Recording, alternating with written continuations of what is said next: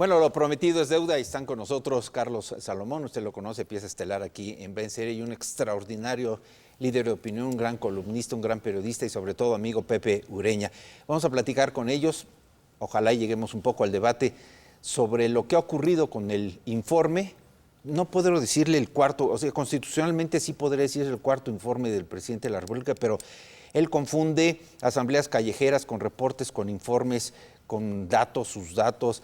Ya no sé cuántos lleva él, cada vez que habla pone atrás informe, en fin. Carlos, ¿cómo estás? Muy buenas noches, bienvenido. Buenas noches, me da gusto compartir contigo y con Pepe este gran programa. Gracias. Pepe Ureña, qué gusto, bienvenido. Muchas gracias por la invitación, a la orden. Al contrario.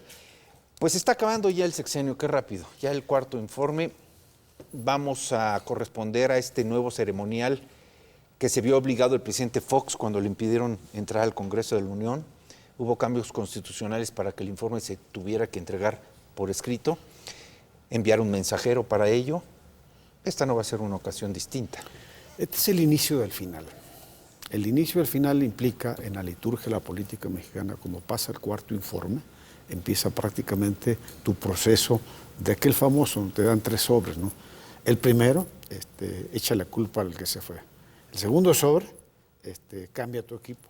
Y el tercer sobre implica, dice, abre hasta tus 3 sobres diferentes. Es el inicio del final. Y es el inicio del final porque ha sido 4 años. 4 años, pero hablo también del inicio del inicio. Cuando él llega, Pepe y Carlos, él llega con otro panorama. Y el primer año, debo decirlo, que fue un año conciliador, etcétera, un año donde trataba de incluir las esperanzas de 30 millones de gente que votaron por él. ¿Lo dices en serio? Sí. Mi percepción es que desde el primer año llegó violento a radicalizar. El primer año llegó diferente. Ahora, ¿qué es lo que le pasa? Te sientas en la silla y te empieza a ganar el tiempo. Y en la desesperación de que el tiempo te gana, empezó a polarizar y empezó a dividir a un México de dos. Un México de buenos y un México de malos, un México liberal y un México conservador.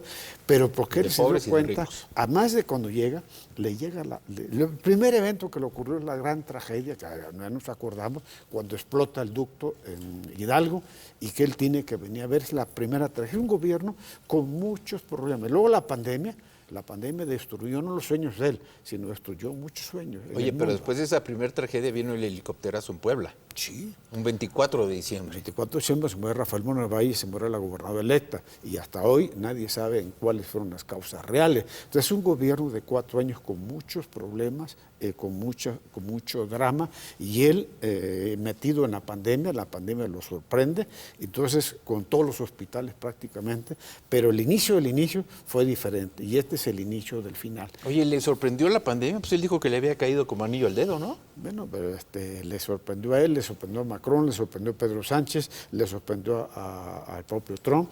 Y él, la verdad que hoy estamos sin mascarilla, estamos viendo un México, pero la pandemia, Carlos y Pepe, provocó más pobreza y provocó más desigualdad en México. Eso es lo que dejó la pandemia.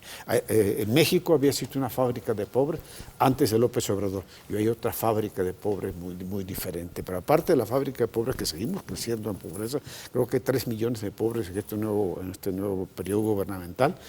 Aparte de la pobreza ha crecido la desigualdad, porque la pandemia prácticamente desnudó la realidad social. ¿Estás de acuerdo, Pepe? En gran parte, casi en todo. Dime en qué no. En qué no, voy a hacer una precisión, que es una observación personal. Cuando llegaba un presidente había la leyenda de que el primer año échale la culpa al de atrás, luego di que ahí vas enmendando que va a hacer algún programa y más adelante terminan diciendo, bueno, pues ya va el sobre para el siguiente presidente. En este caso pareciera que estamos en la primera etapa, toda la culpa para los de atrás. Seguimos echándole la culpa a Calderón, a Fox, al neoliberalismo, a Salinas, no se diga, a Peña, pero no estamos viendo resultados, que es un informe. ¿Para qué es un informe? Para informar. Oye, pero la acusación es personalizada, porque los miembros de su gabinete son los que estaban en esa herencia maldita, como dice David Monreal, ¿no? ¿O no? Pues ¿No sí. son los mismos? Digo, Bartlett, Gómez Urrutia, Romero Deschamps, y le seguimos, ¿eh? No, sí, si ves el equipo, es que son los tránsfugas del PRI, del PAN y del PRD que ahora están en el gobierno. Son los mismos. Si te das cuenta, no se ha renovado la clase política. Ese es un problema muy grave. Él dice que va a renovar la clase política, que hay una nueva generación, que va a llegar un presidente con un pasado fresco, joven. No se ve en ninguno de los candidatos, de los prospectos, se ve que sea una persona que se haya preparado, que él haya fogueado, que venga con una mentalidad distinta al México tradicional, al de la política tradicional. Carlos. Es que Morena es el PRI, o sea, tú no puedes decir que Morena es un nuevo partido, nuevos dirigentes, porque cuando tú volteas a ver a Morena, tienen que ver con el viejo PRI, y además el libreto del viejo PRI se lo trajo todo Morena. Y te voy a decir, yo insisto en esto, es un gobierno de 4 años, hay muchas tragedias. Hoy, por ejemplo, mientras se está dando él el informe, etcétera, pues hay 10 mineros que yo estoy seguro que se murieron en las primeras horas de la inundación, más sin embargo, la tragedia de los mineros, pues esa es una tragedia que va a marcar su gobierno, como marcó Pasta de Conchos a Fox. Entonces, es un gobierno... ¿No era la línea 12? ¿No ya estaba marcado con la línea 12? Y la va a marcar con el metro. Es una tragedia, tocayo. El metro, no, tú lo subes, se ha venido abajo el mantenimiento. ¿Qué es lo que estamos viendo? Son 4 años de muchas creaciones, de cosas novedosas, pero que no las ha terminado. Por ejemplo, tú hablas, por ejemplo, vamos a inaugurar el AIFA un 21 de marzo. Entonces, tú construyes un aeropuerto y le pones fecha para inauguración. Es un aeropuerto que ni él lo usa. No sé cómo explicarte, ¿no? Vas a hacer una refinería y esa tiene que ser también tal época y tal día porque es la fecha que yo pongo. Es una refinería que no produce gasolina. No produce y tienes nada. un Tren Maya que va descubriendo toda la antropología maya ahí y que va muy difícil terminar. O sea, tú lo que no puedes es gobernar por decretos. Las obras tienen que tomar un tiempo. Y este es un gobierno que 4 años, hay una bronca de gas en la Ciudad de México y creas gas bienestar. Y entonces eso te dura 3 o 4 días. Pero ¿qué pasa? Pues gas bienestar en la Ciudad de México no ha funcionado. Oye, pero Pepe, López Obrador desde jefe de gobierno, pues administraba por bandos, llegó a la presidencia con memorandos y ahora por decretos. Así Sí. siempre ha sido. Sí, eran muchos bandos y poco gobierno. Inclusive lo publicó un periódico así. Ahora, ¿qué resulta? Que seguimos con los decretos. Viene el decreto por de la Guardia Nacional, como no va a pasar en el Congreso, porque el Congreso está dividido y va a ser un periodo prácticamente inexistente, porque Morena no cede y la oposición tampoco. Entonces son 2 bloques que van a chocar y que no va a pasar. Entonces va a ser por decreto. Violar la Constitución o brincar la Constitución, si utilizamos un término amable, por el decreto, es sano para el país, pero ese ha sido el signo desde el principio, tienes razón, de López Obrador. Carlos, ¿qué nos espera entonces? Mira, la violencia está a mí lo que fuera me de control. preocupa es el método de gobernar, polarizar, confrontar entre buenos y malos, conservadores y liberales. Eso es lo que a mí me preocupa. O sea, tú puedes hacer muchas cosas, puedes construir el AIFA, puedes construir lo que tú quieras, el Banco del Bienestar, pero tienes que construirlo sobre la base de la casa común de todos, donde quepamos tú, quepa Pepe y quepa todo el mundo. Y aquí lo que estamos viendo es un mecanismo de método de gobernar polarizando, o sea, tratando de ver quién es el bueno y quién es el malo. Eso es lo que está en el fondo. ¿Qué ha hecho esto? ¿No? Que las cosas buenas que él ha podido hacer se apaguen. Esa confrontación que él tiene con los medios de comunicación, que todas las mañaneras se queja de todos los medios, no hay nadie que no se queje. Entonces tú estás viendo un gobierno que sus logros es la confrontación entre buenos y malos hace que un gobierno muy complejo, muy difícil de defender. Entonces yo sí creo que nadie en este país, nadie va a decir primero los pobres, tú y Pepe, vamos primero los pobres, porque es un acto de justicia humanitaria. El problema, ¿cómo haces el primero los pobres? Haces primero los pobres peleándote con los ricos, intimidando a los ricos, intimidando a los que generan inversión, la bronca con los Estados Unidos, el Tratado Libre. Entonces, ¿cómo es el método de gobierno? Eso es lo que yo cuestiono. Yo creo que tú puedes hacer lo mismo, pero construyendo sobre la base de la generosidad, de la gratitud, del entendimiento. Bueno, yo te puedo sacar la cartera, pues déjame sacarte de una manera elegante, no meterte un puñal. O sea, el método es lo que yo cuestiono. A ver, Pepe, la confrontación la inició con los partidos políticos en el Congreso, la trasladó a la sociedad civil y luego a la diplomacia.